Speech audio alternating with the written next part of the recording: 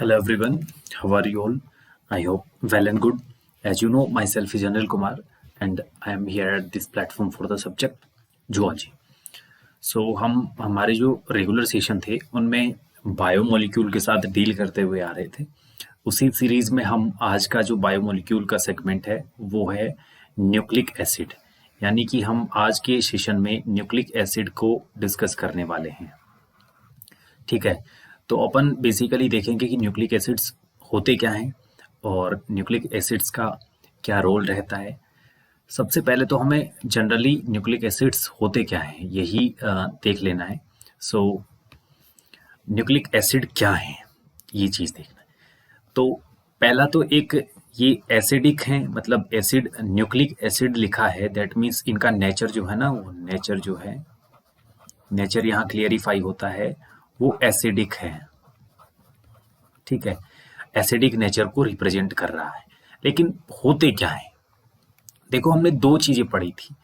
हमने जो कोई भी टिश्यू था उसके दो सेगमेंट बनाए थे। हमने लिविंग टिश्यू को दो सेगमेंट में डिवाइड करा था, दो फ्रैक्शन बने थे, acid soluble, acid insoluble.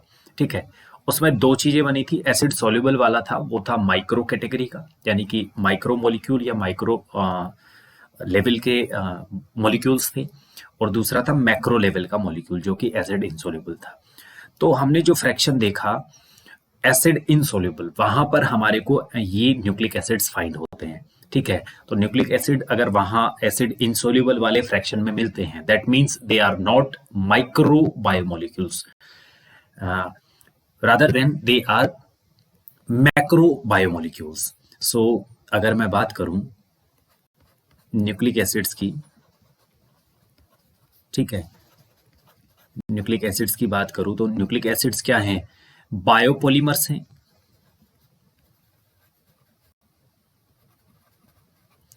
Biopolymers का मतलब क्या है? बायो का मतलब है लाइफ, यानी कि किसी भी लिविंग बॉडी में प्रेजेंट पॉलीमर क्या है? Aggregation of many monomers. ठीक है, बहुत सारे मोनोमर्स एक साथ एग्रीगेट हो जाते हैं तो वो बनाते हैं पॉलीमर। तो ऐसे पॉलीमर हैं, यानी कि न्यूक्लिक एसिड्स, जो कि लिविंग सिस्टम या लिविंग बॉडी में प्रेजेंट होते हैं। साथ ही साथ ये क्या हैं? मैक्रो बायोमोलिक्यूल्स हैं। ठीक है, मैक्रो बायोमोलिक्यूल्स मतलब, मैक्रो का मतलब क्या होता है? लार्ज हैं, और बायोमोलिक्यूल क्या है? केमिकल सब्सटेंसेस हैं, केमिकल सब्सटेंसेस। ठीक है, यानी कि ऐसे केमिकल सब्सटेंस जो कि क्या हैं? लार्ज हैं, और लार्ज होने का मतलब क्या है? उनका मॉलिक्यूलर वेट क्या है? ज्यादा है। ठीक है, ये डिफाइन करता है। अब देखो मैं बता देता हूं, ये सारे के सारे जो माइक्रो बायोमोलिक्यूल हैं न्यूक्लिक एसिड्स, ये किससे बनते हैं? ये होते हैं कंपोज्ड ऑफ न्यूक्लियोटाइड्स। ठीक है, न्यूक्लियोटाइड से मिलकर बने होते हैं ये। अब न्यूक्लियोटाइड्स बेसिकली क्या होते हैं? ठीक है, इसका पता लगाना है हमें। तो न्यूक्लियोटाइड जो होते हैं वो बेसिकली 5 कार्बन सुगर्स, ठीक है, फॉस्फेट ग्रुप,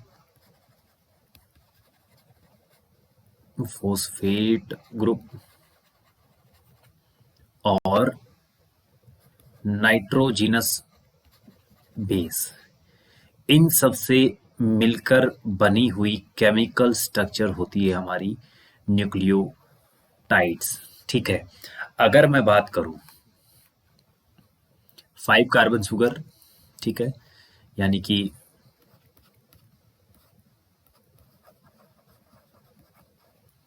प्लस वहां पर हमारा हो फॉस्फेट ग्रुप, और उसके साथ साथ हमारा हो नाइट्रोजिनस बेस, तो ये वाली स्ट्रक्चर जो है वो है हमारी न्यूक्लियोटाइड। ठीक है, और ये न्यूक्लियोटाइड रिपीट होकर बहुत सारे न्यूक्लियोटाइड जो हैं, ठीक है, न्यूक्लियोटाइड मोनोमर है ये। अब ये रिपीट होंगे, ये ऐसे वाले मोनोमर, सेम मोनोमर जो हैं वो रिपीट होते चले जाएंगे, ठीक है। और ये वाले रिपीट होकर क्या बनाएंगे, ये बनाएंगे हमारा एक न्यूक्लिक एसिड, ठीक है। ये मोनोमेरिक फॉर्म हो गई, ये ठीक है, ये मोनोमेरिक फॉर्म हो गई। और ये क्या है, एक पॉलीमेरिक फॉर्म हो गई। तो हमने देखा है कि जो न्यूक्लिक एसिड्स हैं वो न्यूक्लियोटाइड्स के क्या हैं, पॉलीमेरिक फॉर्म है, यानी कि बहुत सारे न्यूक्लियोटाइड मोनोमर मिलकर हमारा एक न्यूक्लिक एसिड पॉलीमर फॉर्म करते हैं, ठीक है। अब नेक्स्ट आता है हमारा हाँ, एक चीज और बता दूं, न्यूक्लिक एसिड जो है इनकी दो कैटेगरी डिवाइडेड हैं, दो जगह डिवाइडेड है इनकी कैटेगरी, ठीक है। एक मेन न्यूक्लिक एसिड है वो है आरएनए, दूसरा मेन न्यूक्लिक एसिड है वो है डीएनए। आरएनए को अपन बोल देते हैं राइबो न्यूक्लिक एसिड, ठीक है। और डीएनए जो होता है उसे अपन बोल देते हैं डीऑक्सी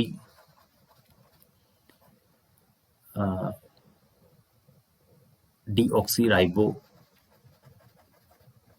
न्यूक्लिक एसिड। ये हो गए हमारे दो main category, which is next आता है न्यूक्लिक एसिड्स का एनसीईआरटी का डिस्क्रिप्शन। एनसीईआरटी में जो गिवन है वो डिस्क्रिप्शन अपन एक बार जो डिस्क्राइब करा है वो देख लेते हैं। न्यूक्लिक एसिड्स हमने क्या देखा, ये क्या है, पॉलीमर्स हैं, ठीक है। और किसके पॉलीमर्स हैं, हमारे न्यूक्लियोटाइड्स के पॉलीमर है, ठीक है। मतलब बहुत सारे न्यूक्लियोटाइड्स मिलकर हमारा एक न्यूक्लिक एसिड फॉर्म करते हैं। The other type of macromolecule that one would find in the acid insoluble fraction, मैंने बात करी थी एसिड इनसोल्यूबल वाले फ्रैक्शन में, acid insoluble fraction of any living tissue is the nucleic acid. Nucleic acid वहां पर फाइंड होता है, ठीक है। दीज आर पोली न्यूक्लियोटाइड्स, पोली का मतलब बहुत सारे, मोर देन वन, न्यूक्लियोटाइड्स मतलब न्यूक्लियोटाइड जो मैंने बताया वो वाले, ठीक है। टुगेदर विद पॉलीसेकेराइड्स, पॉलीसेकेराइड्स के साथ, and polypeptides, these comprise the true macromolecular fraction of any living tissue और सेल, ठीक है। यानी कि अगर मैं बात करूं किसी भी लिविंग टिश्यू या फिर सेल में अगर मैक्रोमोलिकुलर लेवल का फ्रैक्शन बनता है, ठीक है, न्यूक्लियोटाइड के साथ मिलकर, तो वो बनाते हैं पॉलीसेकेराइड, पॉलीपेप्टाइड और हमारे न्यूक्लिक एसिड मिलकर, ठीक है। या फिर बोल सकते हैं पोली न्यूक्लियोटाइड्स। नेक्स्ट आता है for nucleic acids the building block is a nucleotide. जैसा कि मैंने बताया एक न्यूक्लियोटाइड, सिंगल न्यूक्लियोटाइड क्या होता है, उसके लिए एक बिल्डिंग ब्लॉक का काम करता है। फिर ये रिपीटेशन मोड में रहते हैं, रिपीट होते चले जाते हैं और बनाते हैं हमारा पॉलीमेरिक फॉर्म या पोली न्यूक्लियोटाइड, ठीक है। A nucleotide has 3 chemically distinct components, ठीक है, 3 कंपोनेंट है इसके, यानी कि एक न्यूक्लियोटाइड जो है वो फॉर्म होता है। One is a heterocyclic compound, एक हेटेरोसाइक्लिक कंपाउंड होता है। The second is a monosaccharide and the third is the phosphoric acid और द फॉस्फेट ग्रुप, ठीक है, जैसा कि मैंने पहले बता दिया है। As you notice in figure 9.1, the heterocyclic compounds in nucleic acids are the nitrogenous bases named adenine, guanine, uracil, cytosine, thymine, etc. Adenine and guanine are substituted purines while the rest are substituted pyrimidines। यानी कि अगर मैं बात करूं adenine और guanine की, तो ये क्या है, प्यूरिन कैटेगरी में आते हैं, और दूसरे जो बच गए जिनमें से हमारा आता है यूरेसिल, साइटोसिन और थाइमीन, वो आते हैं हमारे पिरिमिडीन कैटेगरी में, ठीक है। The skeletal heterocyclic ring is called as purine and pyrimidine respectively, ठीक है। जो हेटेरोसाइक्लिक रिंग बताया था ना मैंने, जैसे कि हेटेरोसाइक्लिक कंपाउंड रहता है, वहां पर ये जो रिंग प्रेजेंट होती है वो प्यूरिन और पिरिमिडीन कही जाती है। The sugar found in the polynucleotides is either ribose, या तो राइबोस होगी, मोनोसेकेराइड पेंटोज है, और डीऑक्सी राइबोस, यानी कि राइबोज होगी, दैट मीन्स वो कौन सा न्यूक्लिक एसिड होगा, हमारा आरएनए, और अगर डीऑक्सी राइबोज होगी दैट मीन्स वो होगा हमारा डीएनए, ठीक है, ये लिखा है। नेक्स्ट लिखा है, an nucleic acid containing deoxyribose is called deoxyribonucleic acid, या फिर DNA, while that which contains ribose is called ribonucleic acid means RNA। ठीक है, ये डिस्क्राइब्ड है। और फिर हमारा आगे डायग्रामेटिक रिप्रेजेंटेशन भी दे रखा है